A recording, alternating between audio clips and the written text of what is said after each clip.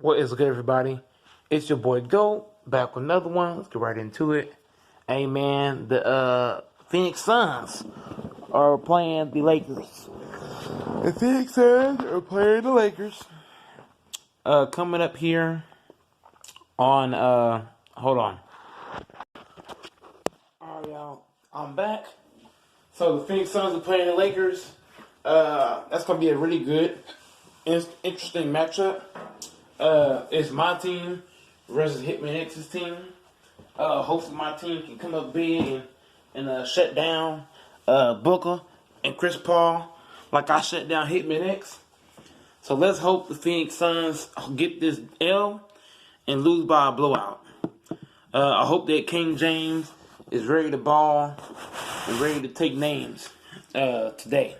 Let's hope the Phoenix Suns get beat by 50 or 60. Because, I know Hitman X, he loves his Phoenix Suns. But let's hope that King James and the whole team come up big. We got to play big-time basketball. Keys to the games for the Lakers. We got to keep Chris Paul out of rhythm. We cannot allow Chris Paul to get a rhythm. That's the first thing. The second thing, we can't let Devin Booker do whatever he wants. We gotta limit Devin Booker's touches. We have to play big off the bench. The bench is gonna be key in this game because Phoenix Suns have no bench, so the bench is gonna be huge in this round. So let's hope everybody comes to play. Good thing we have Dennis Schroeder back in the starting lineup because that is huge versus the Phoenix Suns. We got to get after guys like Chris Paul and Devin Booker. If we get after them two guys, we're pretty much in good shape. So hopefully King James can come out here and get 10 assists, 30 points, and 10 rebounds. Marcus Gasol got to hit them threes. I believe the Lakers can dominate the Suns. We can dominate these boys, just how I dominated Hitman X. So let's hope that everybody comes to play. Don't come out there sluggish and all that stuff. Everybody needs to be stretching, getting themselves ready. Frank Vogel has to make the right adjustments in this game. If he does not make the right adjustments, I will be highly disappointed in Frank Vogel. The guy Damian Jones has a back strain, so that's sad to hear for the guy. He just got back on the court and all that stuff. After you sit out for so much time, you kind of get rusted a little bit. Let's hope that AD comes back and still be AD. I got a lot of confidence, in my Lakers. A lot of confidence in these guys. I believe in these. I ride or die with these guys. A lot of guys don't think I'm a Lakers fan, but I'm a big time Lakers fan. But I need everybody for Lakers to step up, and play big time basketball. I need everybody hitting threes, dominating the post, mid range at the basket. The Lakers got to rebound the basketball. That's gonna be huge for the Lakers.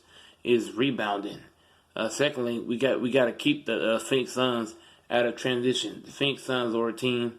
They love to get out and run. And if you're the Lakers, we cannot allow them to get out and run. We just can't do that. We got to keep them out of transition. We got to limit our turnovers. Turnovers has to be limited. We have to be careful of not playing too fast, because sometimes whenever we play fast as a team, we tend to turn the ball over and the game gets sloppy. We got to take care of the ball, take smart shots, and play great defense as a whole. Frank Vogel needs to call timeout and make the proper adjustments in this game. Marcus Gasol is going to be the X factor of this game. If Marcus Gasol can come out here and make big time threes, that's going to make a huge difference for the Lakers. If you're the Lakers, you got to come out with the mentality that we're going to dominate this game.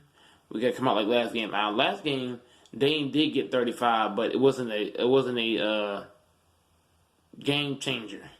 So as long as we hold guys like Booker and Chris Paul under their averages, we're all good. But we can't let Devin Booker and Chris Paul go off. We can't let DeAndre Ayton go off. We can't let Jay Crowder hit all threes. So that's a big key. We cannot let Jay Crowder hit all them threes because that's going to hurt our team big time. So we got to hold Jay Crowder in check and just don't allow him to be a big time factor in this game. So, shout out to my boy Dan Lecker fan. The guy is always, hustling and he's grinding all the time. He posts videos nonstop. The dude, I love his basketball knowledge for the game. His mind. I'm gonna let him speak a little bit on this. Hold on. We always figured it out. But early on, sometimes we'll see. Remember back in the day, the Heat don't have a great record. The Cavs don't have a great record. Because he's figuring it out. He needs to know who I can rely on. Like, who can LeBron rely on? What positions does he need to put them in so as they... And that's absolute facts. LeBron James is still trying to figure out who can he rely on.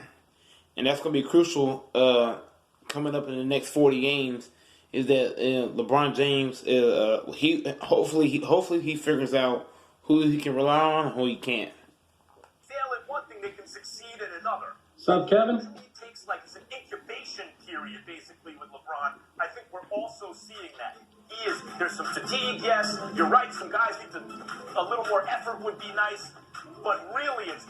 And that is true. LeBron is a little bit frustrated with the guy's effort, and he is a little fatigued with not having AD on the court.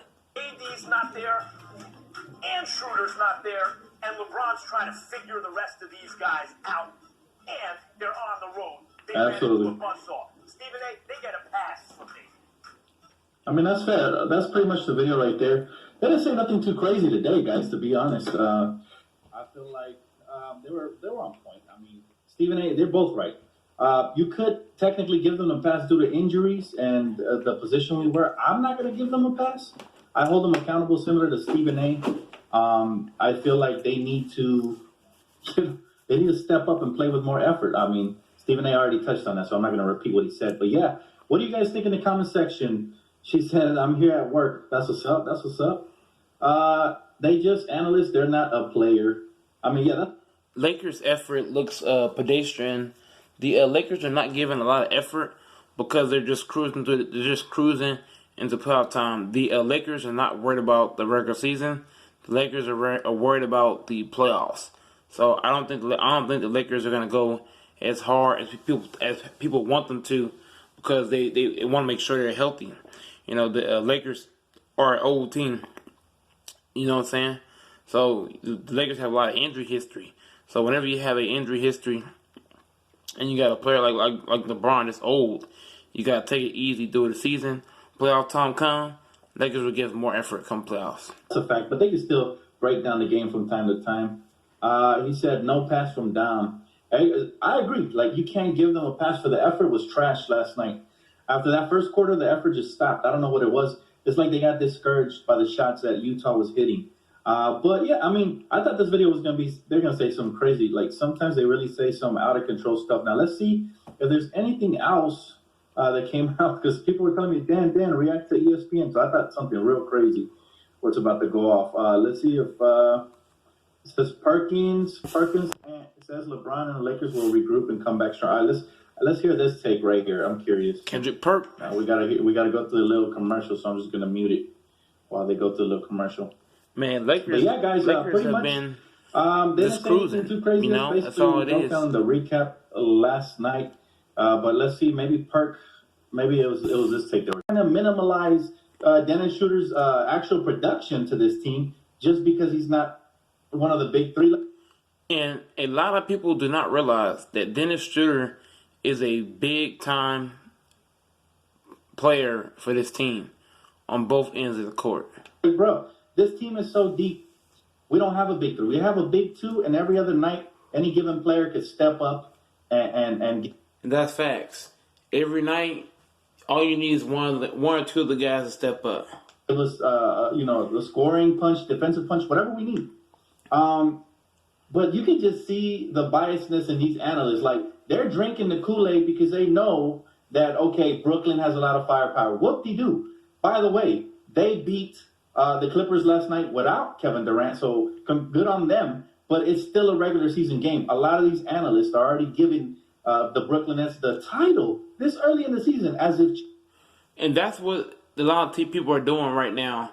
A lot of people are picking the Brooklyn Nets to win, but people don't realize the Brooklyn Nets have no bench and they have no backup center behind DeAndre Jordan. So everybody hyping up the Brooklyn Nets, you're going to fall off a cliff. Because just last year, everybody was hyping up the Clippers. And the Clippers, had a 3-1 lead, and you know what happened from there. Changes aren't going to be made. And like they're pretending Anthony Davis is out for the season. They're saying the extent of his injury. We know the extent of his injury. He needs to rest it and recover. And that is very true. Everybody needs to calm down. Take a chill pill. Take some Tylenol, something. AD is going to come back for the Lakers. He's not out for the season. And the Lakers are going to do that. But come on, man. These guys are just reaching. All right, let's finish this up. Reaching. Reaching. Because, man, they're really getting on my nerves, especially this last guy right here. Right next door with the Clippers. I think there's need to be concerned, one, for the amount of mileage that has been on LeBron James, for the amount of time he's been playing, not having a legit offseason, abbreviated, all the and that's true. A lot of folks forget about that. LeBron James did not have a legitimate break after the finals. When LeBron won the finals, LeBron had to come right back and play. So the Lakers and the Heat have not had no rest, if you look at it. I'll give him that. Already been stated. There is need for concern because not only do I see this Lakers team struggling as they get deeper. Now this nigga on TV, I don't know his name, but he's the clown. There's no need for concern. The Lakers are not trying to get the best record. They're not trying to win a bunch of games. The Lakers are just concerned about getting to the playoffs healthy. To the season, but I also don't know that I see them climbing out of this hole with the level of play if AD is able to go back and play on that. He's a big man. That is a weight-bearing tendon that he's got upset right now. And I'm going to tell you right now, that ended my career. The Achilles, I don't want to speak the evil on the... And that's what this nigga's a clown about, is that everybody's body is different. You never know how it's going to react. You never know what's going to do. Just because it ended your career doesn't mean it's going to end AD's career. Cut the cap, cut the BS. Man, but I'm telling you, that is a very, very... AD's a big man, but AD's a skinny big man. AD's not 300 plus pounds. AD's not 295 pounds. AD is only, 260, 250. So AD is a light big man. He's big, but he's light. Difficult injury to have, and those take time. It can't be rushed. So how much time does AD have before he can test it? And once you get on it, you're on it. So I just think there is need for concern because of the what-ifs that are connected to I'll give him the concern factor, but... You said you were confused Yeah, I agree. LeBron's statement. I want to remind people, a couple years ago in Cleveland, LeBron would go on social media when there were issues with the team, and he would put up a meme. Remember the clenched fist? The Arthur? That was like... And they bring up this old shit. He was upset about something, and you had to, read those cues. What if now he's 36? We're supposed to read this, okay? I've got to do better. I've got to be more effective. What if he's subtly telling his teammates, hey, man, I'm the guy who everybody's saying is the MVP of the league. I'm top 5 in player, or top 10 in player efficiency rating. I'm having an amazing year at 36. You guys, KCP. LeBron's having an amazing year. That is very true. He's playing unbelievable basketball for his age. LeBron's having one of his best seasons that I've seen for a guy playing in his 18th season. He's playing really, really well on both sides of the ball. You need to look in the mirror and be more effective. Montrezl Harrell, step up your game. What if this is LeBron subtly telling his teammates, hey, man, I need to do better, when in reality... Montrezl is having a really big year this year. Montrezl is doing things that I didn't see him do with the Clippers. Y'all need to do better. He can't come out and say that, but I do believe maybe there's a subtle message to his teammates. Oh my goodness. Oh my goodness. This is how much hatred anybody who plays for the Lakers garners, man. When it was Kobe Bryant, you guys remember the narrative? Nobody wants to play with Kobe. They used to say that, he's a selfish teammate. That's he's true. not a real leader. Even when he matured and won the championships, there were still criticisms of Kobe Bryant.